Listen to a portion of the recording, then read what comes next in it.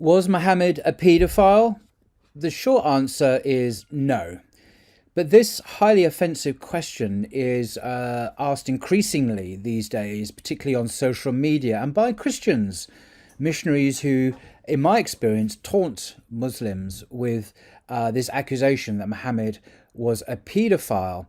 And this in particular is because of his marriage to Aisha. But when you look at the historical evidence presented in context, we find that this allegation is in fact baseless, and that's what I intend to do now, briefly. Scholars disagree concerning the age of Aisha when she married the Prophet, the earliest estimate being that she was 9 years old.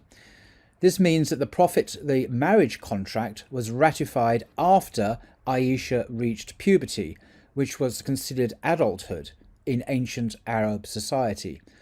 A marriage between an older man and a younger woman was customary and socially appropriate in that era, considering that such marriages were an important means of survival in a harsh desert environment and that people had a much lower life expectancy than they do have today.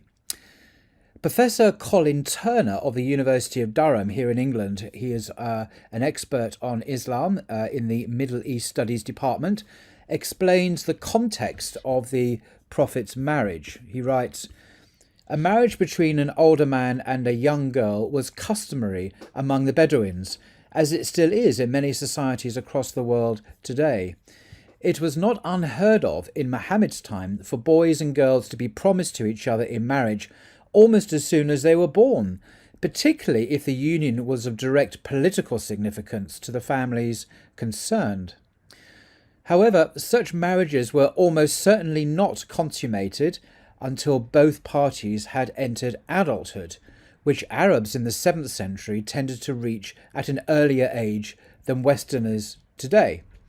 It is highly unlikely that Muhammad would have taken Aisha into his bed until she was at least in her early teens, which was wholly in keeping with the customs of the day and in context not in the least improper." That's Professor Colin Turner, Islam, the Basics, published by Routledge, 2006, pages 34 to 35. The scholar of religions, Karen Armstrong, she's a very distinguished and accomplished publisher on Islam, Christianity, Judaism, Buddhism. In her biography of the Prophet, writes, "There was no impropriety in Muhammad's betrothal to Aisha. Marriages conducted in absentia to seal an alliance were often contracted at this time between adults and minors who were even younger than Aisha. This practice continued in Europe until well into the early modern period.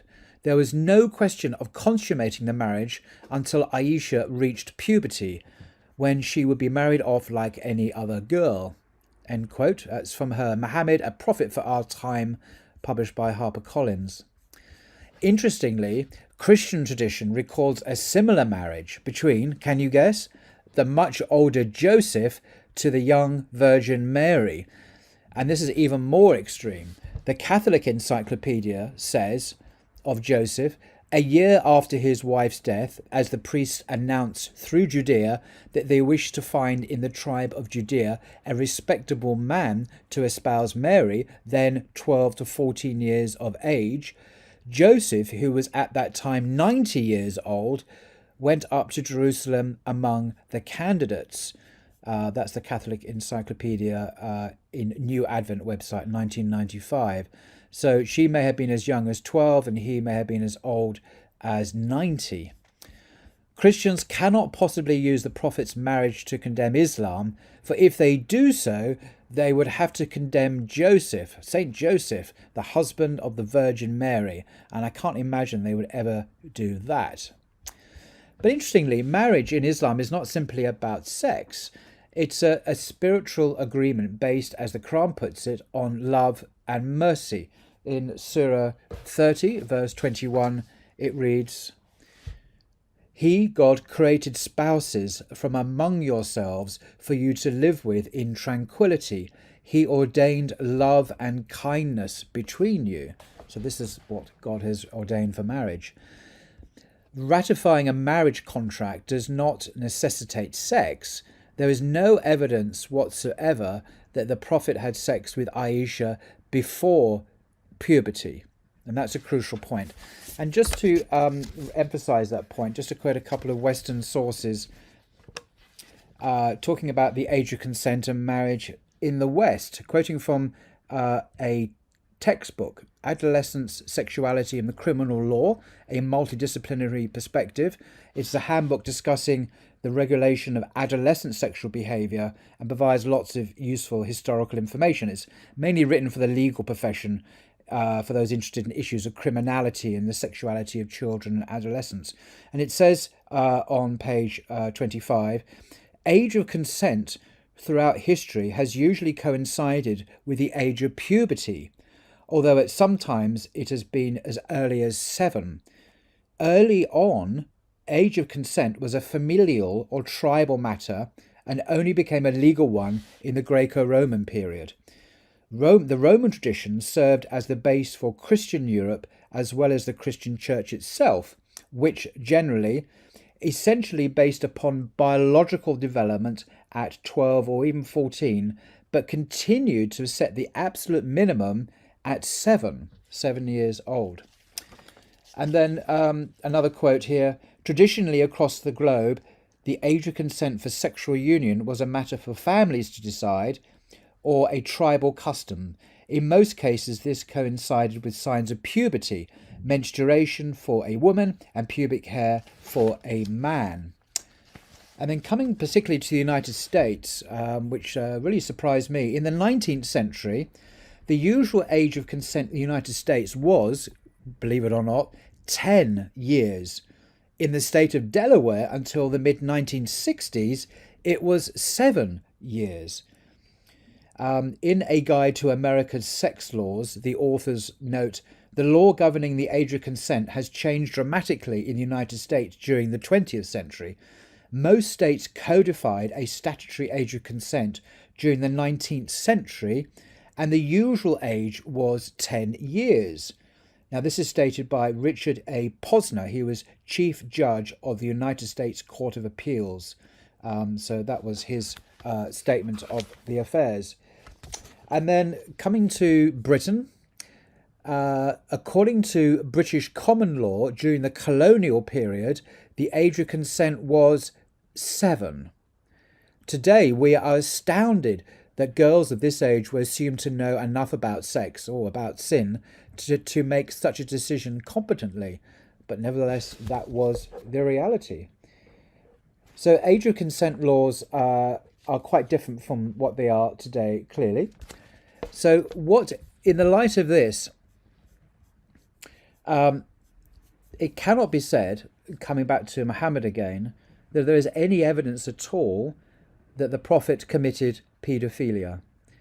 Now, this was because the age of consent, the age of puberty, and the age of adulthood were all at the same time, the age of puberty. And Muhammad would have consummated the marriage several years after the betrothal, when she was technically an adult, when she was a woman, according to the customs and the historical context of the day. So it would have been an appropriate thing to do. So to summarize, the Prophet's marriage to Aisha was appropriate considering the circumstances of life in ancient Arabia. Their marriage was not based upon lust or abuse, but upon their shared spiritual mission to deliver these teachings of Islam to humanity, because Aisha went on to become one of the greatest scholars of Islam and a transmitter of knowledge of the Sunnah of the Prophet, particularly regarding women's matters, women's issues, and she's highly regarded even today for that knowledge. So I think that is, in a very rough way, in a very simple way, the reason why it is anachronistic, to put it politely. In other words, you're reading back our contemporary Western understandings, which are very historically relative, reading it back into history to other times and other cultures, and judging those cultures. That's called anachronism, and it's not a good thing. It's an intellectual sin. Most cultures throughout history, in the Bible, of course, as well, the age of marriage was the age of puberty. If we condemn Muhammad, we condemn the Virgin Mary, we condemn Joseph, we condemn the vast majority of people throughout history for whom adulthood began at puberty. The bar mitzvah is another example, when boys and girls now, usually about 12, 13 years of age, are technically adults. They take on the burden of following all the commandments of the Torah. This is when they enter into the adult community. So it's a different age from the ever-increasing age, seems like, after ever-increasing increase in the age of marriage, and when childhood ends, we now have adolescence, which didn't exist before the 19th century.